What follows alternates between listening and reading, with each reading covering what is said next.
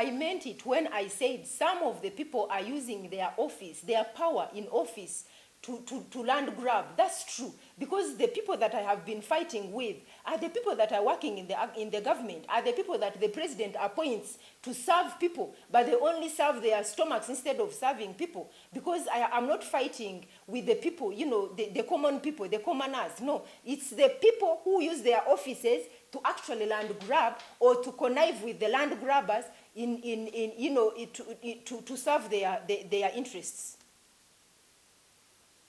So when you are handling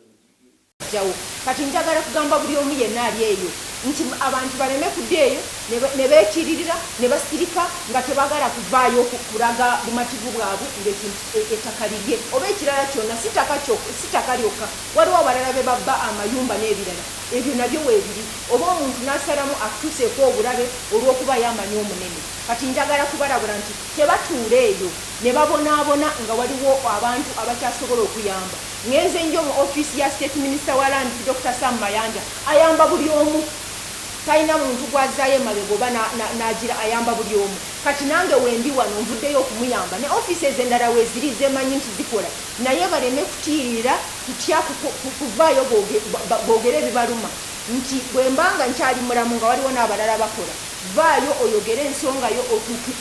mbantuukirira because nze ndi mupakasi gweyampa omulimu pulezidenti w'eggwanga n'abantu beyampa nsaavinge gwe wonna w'osobola okunfuna lwakuba abantu bangi kati bammanyi ngenze nga amasimu gange ku social media abantu bammanyi jangu ontuukirire oŋŋambe nti ono genero ayagala kunziba minisita ono ayagala kutwala ettaka ofiisi ya pulezidenti ne state house baagala kuntwalira ettaka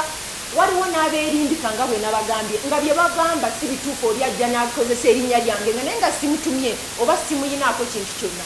wantu wonna mu IGP's office mbaddeyo enfunda eziwera abantu ne bayambibwa waliwo ab'emikono kati abantu baleme kutiririra bajje lwakuba President Museveni yalwanirira eddembe ate eddembe eryo likyaliwo si buli omu yenna nti mufu mubbi waliwo abakyali batuufu bajje tujja bayamba